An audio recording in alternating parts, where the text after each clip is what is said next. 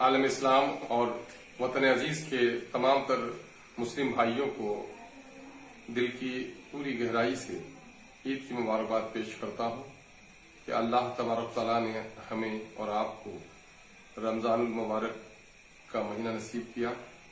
اس کے روزے رکھنے اور نوافل کے اہتمام کرنے کی توفیق بخشی۔ اللہ تبارک تعالیٰ ہماری عبادت کو قبول فرمائے اور رمضان کے بخیر و عافیت نزول قرآن کے اس سالگرہ اور مہینے کے بخیر و عافیت گزر جانے پر شکرانے کے طور پر ہم عید منا رہے ہیں۔ اللہ تبارک تعالیٰ ہماری عید کو حقیقی عید بنائے اور ہماری خوشیاں ہمارے لیے تحفظ اور ہماری ترقی کا سامان پیدا ہو۔ اللہ رب العزت سے دعا کرتے ہیں۔ آئیے ہم عید کے موقع سے اس وقت کورونا کی وبائی مرض کی وجہ سے عیدگاہ جانے سے محروم ہیں، چونکہ ہیلتھ ڈپارٹمنٹ کے گائیڈ لائنز بھی ہیں اور اکابرین امت کا یہ فیصلہ بھی ہے، اس کا احترام ہم سب پر کرنا واجب ہے۔ دل محسوس رہے ہوں گے آپ کہ عیدگاہ میں جا کر ہمیں ایک دوسرے سے گلے نہیں مل رہے ہیں، لیکن خوشیاں منانے کا طریقہ صحیح یہ ہے کہ عید کے اس خوشی میں ہم اپنے پڑوسی کا خیال رکھیں، محتاجوں کا خیال رکھیں، غیر مسلم بھائیوں کا خیال رکھیں اور امت مسلمہ کا کوئی فرد عید کے دن محرومی سے دوچار نہ ہو، اس کا خیال رکھنا دراصل اصل عید یہی ہے۔ ہمیں عیدگاہ جانے سے روکا گیا ہے۔ محتاط اندازے میں جو مشورے ہیں ہمارے علماء کرام کے، اس انداز سے اپنے عید کی نماز ادا کریں۔ اور اس وقت میرے بھائیوں اور عزیزوں، اور کورونا نے بہت سارے لوگوں کو بے روزگار کیا ہے اور ان کے لیے بھی ہم خیال رکھیں اور اس وقت اللہ رب العزت سے دعا کریں کہ کورونا کی اس وبائی امراض سے جو پوری انسانیت آج پریشان ہے، اللہ ہم کو نجات عطا فرمائے۔ اس وقت جبکہ عید کی خوشیاں ہم منا رہے ہیں، امن و اطمینان کے ساتھ اپنی بستیوں میں، اپنے گاؤں، اپنے شہر میں ہیں، اس وقت ہمارا ایک ایمانی رشتہ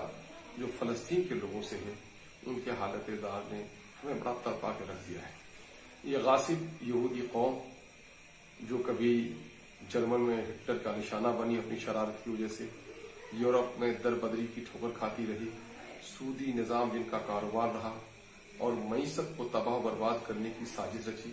اور گویا کہ اپنے اکنامک نظام پر قبضہ کے ذریعے سے بہت ساری ممالک کو اپنی مٹھی میں لے لیا ہے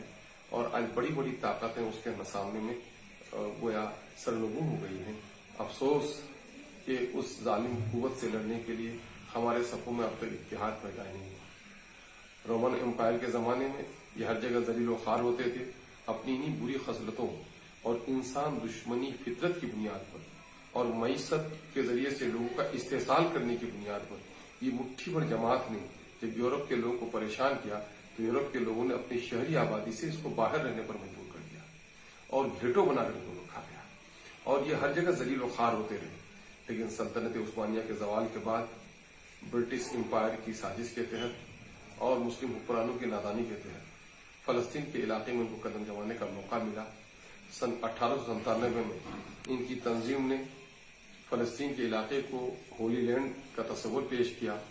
اور سن 1948 آتے آتے انہوں نے اپنا غاصبانہ طور پر برٹش امپائر کے ذریعے سے قدم جمانے میں کامیابی حاصل کر لی اور اس وقت سے لے کر اب تک فلسطین کے لوگوں پر یہ ظلم ڈھا رہے ہیں۔ فلسطین کے ہمارے وہ ایمانی رشتے سے ہمارے بھائی، اس کے ظلم کو ہم برداشت نہیں کر سکتے۔ فلسطین پر جو ظلم زیادتی ابھی حالیہ دنوں میں کی روشنی، مسجد اقصی میں بھی ربڑ کی گولیاں چلائی گئیں، نماز کی حالت میں گیس کے گولے چھوڑے گئے اور تقریباً 70 سے زیادہ لوگوں کو آج نشانہ بنایا گیا۔ اس میں معصوم بچے بھی تھے، حاملہ عورتیں بھی، بوڑھے بزرگوں کو بھی، حتیٰ کہ ہاسپٹل کو بھی انہوں نے نشانہ بنا لیا۔ آپ کو معلوم ہے کہ فلسطین پر قدم جمانے کے بعد یہود اسرائیل کے لوگوں نے فلسطین کے لوگوں کا انخلا وہاں سے باہر نکالنا شروع کر دیا ہے اور اس پر قبضہ کرنے کے لیے کورٹ کا بھی سہارا لیا ہے اور بنی بنی عمارتیں آبائی کے اوپر جو لوگ بسے ہوئے ہیں ان کے گھروں کو خالی کرنے کی پوری سازش اپنی کامیاب کی اور کورٹ کے ذریعے سے ان کو انخلا کر رہے ہیں اور اسی کے تحت 2 مئی کو کورٹ کی تاریخ تھی اور اس میں لوگ مشورہ کرنے کے لیے بیٹھے تھے اور یہودیوں نے نہ صرف اس پر ظلم کیا بلکہ یہودی پولیس نے بھی اس ظلم کا ساتھ دیا اور ہمارے 70 لوگوں کو شہید کر دیا گیا۔ اور ایسے وقت میں عالم اسلام کی چپی اور خاموشی، انسانی قدروں کی پامالی کے خلاف بات کرنے والی تنظیمیں کیوں چھپ بیٹھی ہیں؟ ایسے وقت میں ہمیں اٹھنا چاہیے، ظلم کے خلاف آواز اٹھانا چاہیے. یہ ہمارا فریضہ ہے، یہ ہمارا انسانی فریضہ ہے، یہ ہمارا ایمانی فریضہ ہے، یہ ہمارا اخلاقی فریضہ ہے. اور بالخصوص وطن عزیز بھارت کا فلسطینیوں کے ساتھ بڑا دوستانہ رشتہ رہا ہے، اور اپنا دیش جو کہا جاتا ہے کہ عدم تشدد اہنسا کا دیش رہا ہے، اور ہنسا کو دیکھا جا رہا ہے، ٹھنڈے پیٹوں اس کو برداشت کیا جا رہا ہے. میں بھارت کے وزیر اعظم سے بھی گزارش کروں گا، بھارت کے ذمہ داروں سے بھی گزارش کروں گا، اصحاب قلم سے گزارش کرتا ہوں، اس ظلم کے خلاف اٹھیے. ایک انسان کا ناحق قتل پوری انسانیت کے قتل کے برابر ہے، اور جہاں ظلم اور انصاف کی لڑائی ہو تو انصاف کا ساتھ دینا، مظلوم کا ساتھ دینا ہر اچھے شریف انسان کا فریضہ ہے. اور جو لوگ ظالم کا ساتھ براہ راست نہ دے کر اس کے ظلم کو دیکھ کر چپ رہے، وہ بھی کہیں نہ کہیں ظالم کے ساتھ ہیں. آئیے اللہ رب العزت سے ہم دعائیں مانگے کہ اللہ تبارک تعالیٰ ہم کو حقیقی عید نصیب عطا فرمائے، اس کی خوشیاں نصیب عطا فرمائے. کورونا کی اس وبائی مرض سے اللہ پورے عالم انسانیت کو، تمام تر انسانوں کو پناہ عطا فرمائے، اور فلسطین کے اس مظلوم بھائیوں کے حق میں ہم آواز بلند کریں کہ ظلم کا سلسلہ اس پر بند ہو. جو یونو ہو پورے طور پر اس معاملے کو سختی سے دیکھے. بین الاقوامی جتنی بھی انسانی حقوق کی تنظیمیں ہیں ان کو اٹھ کھڑا ہونے کا یہ وقت ہے. اس فریضے کو ادا کرنا ہماری بنیادی ذمہ داری ہے، اس کو ادا کرنا چاہیے. اسی دعا کے ساتھ پھر ایک بار